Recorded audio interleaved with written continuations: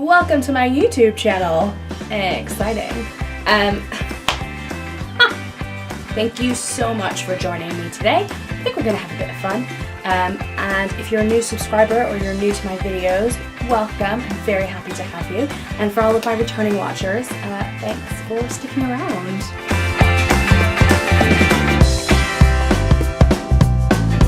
So the video that I'm shooting today is a bit of like a Q&A / facts about me. I did one of these on my blog ages ago, and then I thought I would do it again because those kind of 5 facts about you things were going around on Instagram, and I've done it, but I thought I would do even more.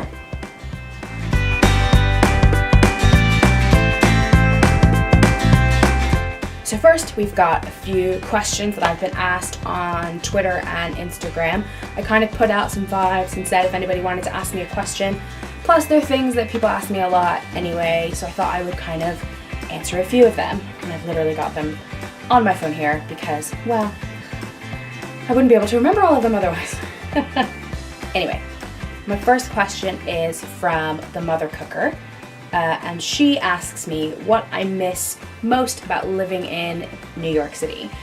For those of you who don't know, I'm from New York City, but I got married and moved to London. My husband is British, so that's why I'm here in the UK. What do I miss about living in New York?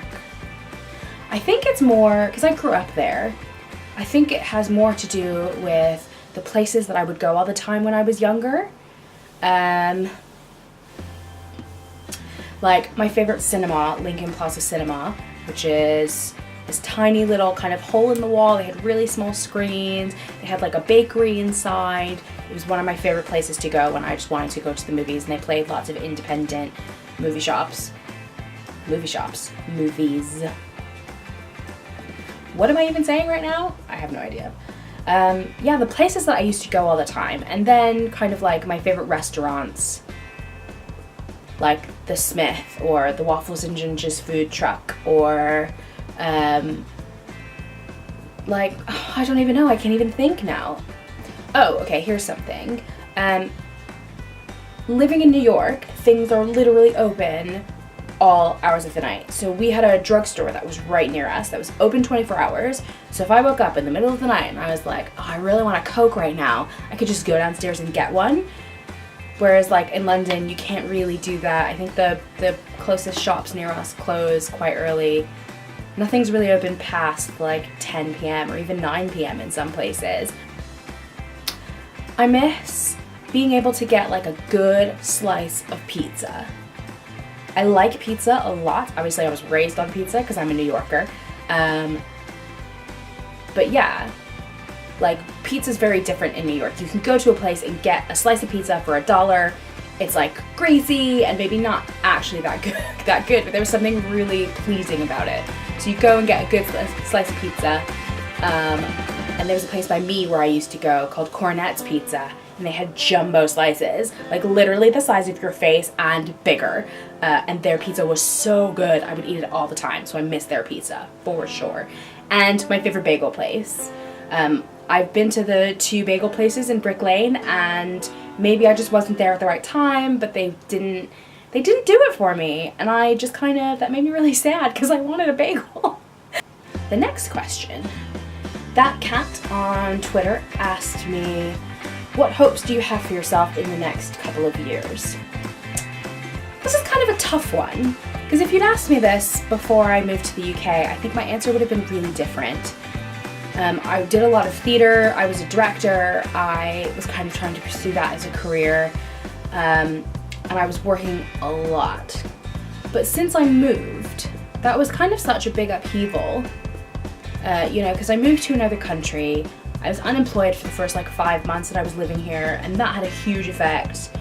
I was newly married, so now I'm kind of like in a marriage as well where we'd been living apart. So this is the first time we'd ever lived together. I was living in New York and he was living in London for the first like 3 years of our relationship. So there's kind of a lot of stuff going on when I first moved. And it made me reassess my priorities. At the moment, my hopes are much on a much smaller scale than they would have been if you'd asked me like 3 or 4 years ago. Right now, I'm just focusing on my mental health and my well-being. You know, I hope to get to a place where I've got a healthy relationship with food and I don't kind of beat myself up about my weight, because I do that sometimes. Trying to learn to love myself better.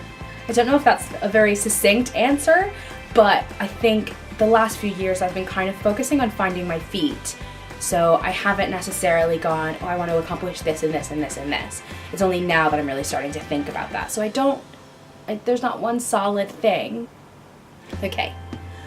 Question number 3 comes from Charming Life by Jess. And she asks, how has your confidence grown taking outfit pics? So, what a question. As part of my blog, I take a lot of outfit photos, even on my Instagram, which you can see. I have a lot of pictures of me kind of in clothing. I wouldn't call myself a fashion blogger because it's not necessarily about like the trends, but it's more like personal style. And I really enjoy sharing those photos, and you can see kind of such a big difference. When I first started doing this, I was kind of just a bit awkward, like I'm just gonna, I don't know what I'm doing. Whereas now I think the pictures kind of, they represent me much more, I think, than they used to, excuse me. It's been a process of taking pictures, looking back, identifying what I like about some of them, what I don't like about others, and then just kind of adjusting. It's still very much a learning curve, but it's also a growth of the confidence I have in myself. I think I used to be much more critical of how I looked in images. Like I would see pictures of myself and go, oh, I look so fat, or oh, my hair's so frizzy, and oh, that's disgusting. Why would anyone take a picture of me from that angle, etc., etc., etc. Those demons are still there, but I can silence them a lot better.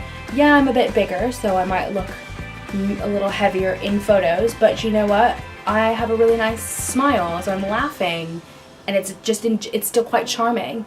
That sounded a bit weird. I have a really nice smile. I mean, I like my smile. I like how I look when I'm smiling and laughing.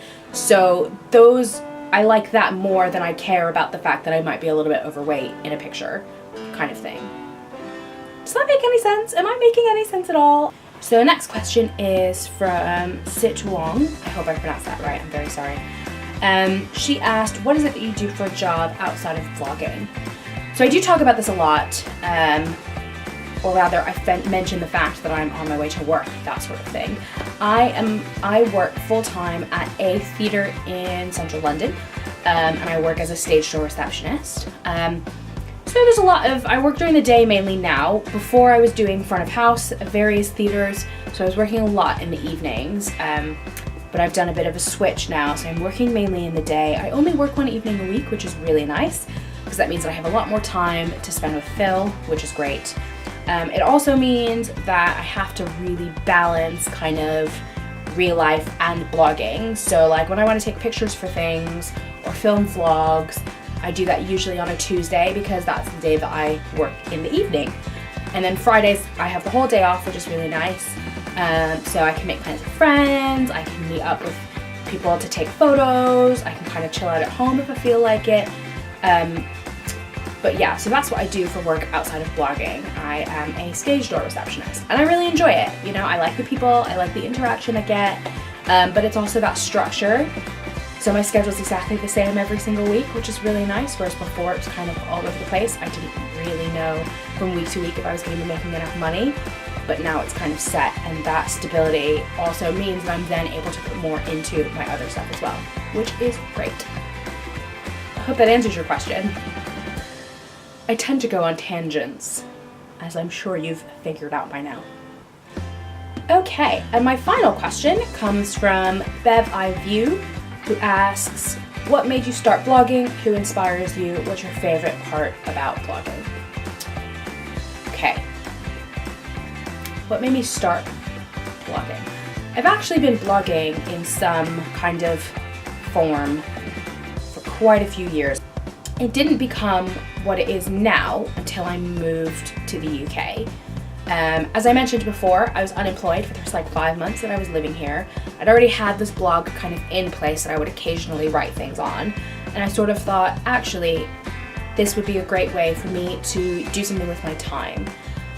Because I didn't have anything else to do. I didn't have a creative outlet, and I'm kind of the person who I need to be doing something. I like creating things. So that was where that came from, and I just started kind of throwing everything at it, doing all sorts of stuff. We were still doing a lot of work on the flat, and so I was kind of trying to get out of the house where I could, but I didn't have a lot of money. I also didn't have very many friends, just because my social circle was pretty much all in the States. So I was trying to find these ways of like going out and experiencing stuff.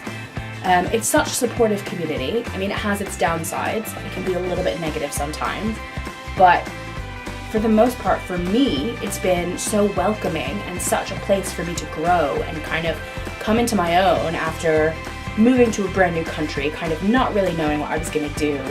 And it's allowed me that, and it's actually helped me make some really amazing friends, and I'm so thankful for them.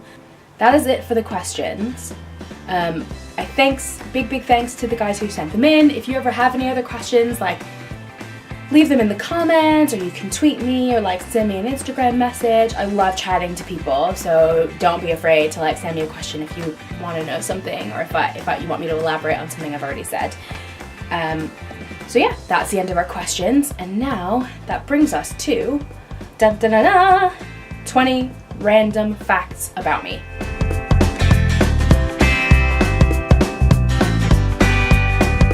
I'm getting my tea now, it's serious. Right, 20 random facts about me. I am scared of both dogs and horses. I had traumatizing experiences with them when I was younger, and now they just make me really nervous. I have a small spot of white skin on the back of my left knee. It kind of just appeared when I was younger. My parents didn't really know what it was. I didn't really know what it was. It just kind of, it showed up, and it's still there, and I don't know why.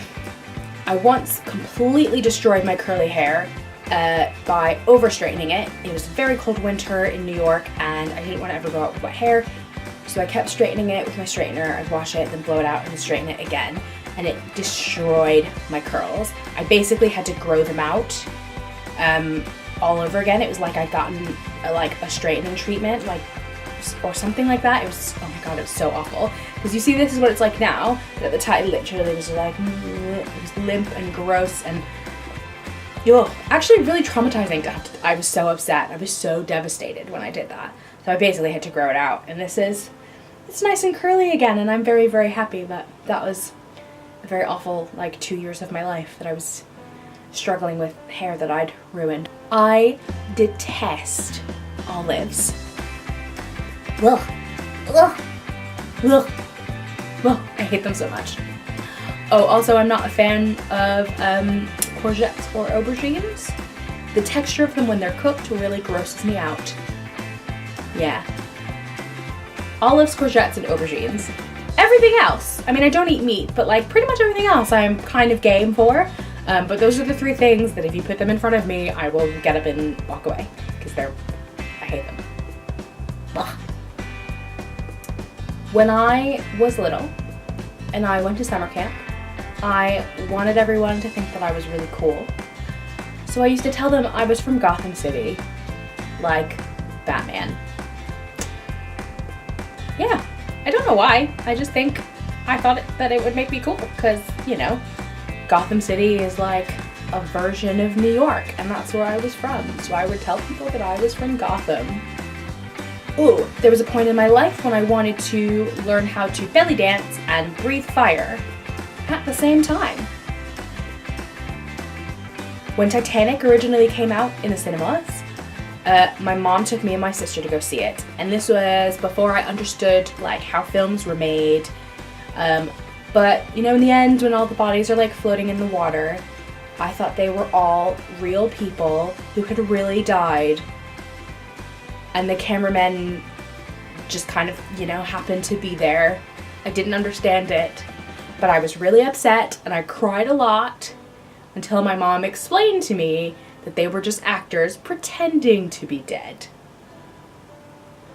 Yeah. I'm a really nervous flyer. The only way that I can fly on an airplane is if I'm sitting on an aisle seat and I have my bag with all of my necessities down at my feet. If that does not happen, I will probably have a panic attack. In fact, I book my seats in advance to ensure this doesn't happen, so I can always have my aisle seat. And the one flight I've ever had where they gave it away for some reason, I had a panic attack in the bathroom. It was a 7-hour flight. That was not fun. When I was about 11 or 12, I used to read these books by an author called Tamora Pierce. I was obsessed with her. She had these quartets of books and I loved them. I read them all. In fact, some of them I had to keep buying copies because I read them so many times they would fall apart. I was obsessed with her. I even once snuck out of the house when I was supposed to be grounded to go to a book signing she was doing down the street. That is how much of a nerd I am. Am. This is a really proud moment in my life that I did this. It's probably the most rebellious thing I did in my childhood.